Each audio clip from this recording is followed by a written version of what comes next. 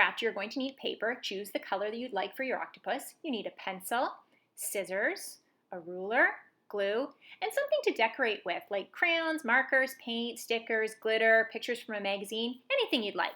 Be creative. The first thing you want to do is measure your piece of paper 18 centimeters across, and then measure your piece of paper 10 centimeters down. So you're going to put a little tick at 18 across and 10 down. If you're not sure that you can cut a straight line, then you can just use your pencil and draw a straight line on each one of those measurements so that it will help you to cut. Then you're going to cut. Once you have your piece of paper, you're going to go back and put your ruler and start to measure 2 centimeter spaces. So you're counting by 2. Start at the 0, and every time you hit a 2, 4, 6, 8, you are going to put a little tick. So each space is going to be 2 centimeters apart. Once you're done measuring 2 centimeters apart, you're going to flip your ruler, and you want to now measure the other way, and you're going to go halfway through your page. So our page was 10 centimeters. You're going to put a little tick on 5 centimeters. Once you have that tick on 5 centimeters, that is now the center of your page. Now, rather than draw a line on the center of your page, you are going to fold your page in half, and that is going to show you where the center of your page is. Then you're going to flip it back and fold it down so that it's nice and organized. And see here, this is where your legs are going to be for your octopus. If you don't feel that you can cut those legs straight by yourself, all you're going to do is use a pencil and draw straight lines from your tick right down to that center fold. You want to go right to the center fold and stop there. And you can see that we now have lines. You can continue to go and draw lines if you need to, but I'm going to show you how to get started on the cutting. So you're going to flip your page around, and you are going to cut right on those lines. You want to make sure that when you get to that center fold that you stop. You don't want your line to go further than that. So you just continue to cut all the way across until you hit that center fold. Cutting each one nice and carefully. You want it as straight as possible. And that's why drawing the lines is a little bit helpful if you're not confident that you can get a nice straight cut. Once you're finished cutting, you are going to notice when you count that there are 9 strips. That is okay, you need 9, and I will explain in a little bit. Now's the time you could choose to decorate. So here is going to be the top of your octopus, and then I'm going to show you that I'm going to decorate the legs.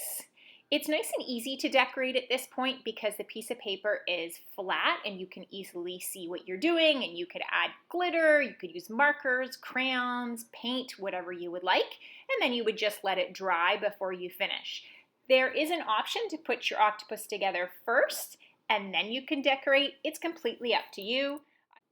When you're ready to put your octopus together, you're going to put glue on one of the ends. You'll see I didn't decorate this end because I want to glue it. So I've put glue all the way from top to bottom, and then I am going to roll it over. You don't want to fold it, you just want to roll it over so that it sticks on the opposite end leg. And you'll see they layer over top of each other. So remember when we had 9 legs?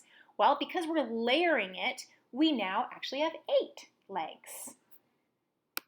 And 8 legs is definitely perfect for our octopus. Now you're going to just push the glue down so that it sticks. So you're pushing on that paper. And you might have to wait a little bit depending on the thickness of your paper.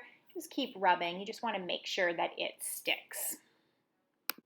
You are now ready to fold your octopus legs down. So just where that middle line is, you're going to fold towards you.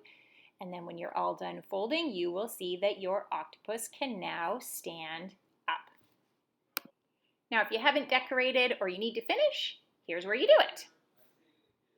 We are now ready for eyeballs. Now, if you have googly eyes, go ahead and glue them right on, but I do not, so I'm going to show you with a piece of paper. First, I'm going to take it and fold it in half. By folding it in half, then when I cut out one, I will have 2. And I'm just going to draw a circle. You want to decide what size of eye you want and then draw it on.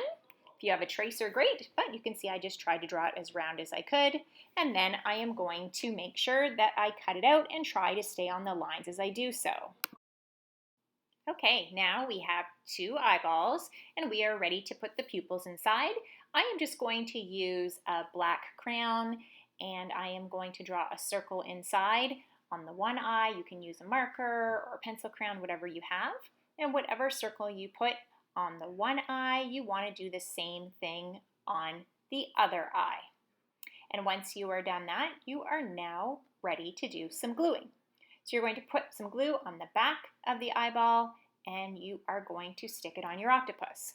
Now remember when we folded our octopus that we joined it together here? We don't want to see that little joining line, so I flip it over to the other side and make sure that I put my eyes directly on the opposite side so that you can't see. And then you put your other eye on and you have an awesome octopus. Look, you can make a whole family with different colors. And you can actually use a magazine to create one that's already decorated for you. Look at this guy.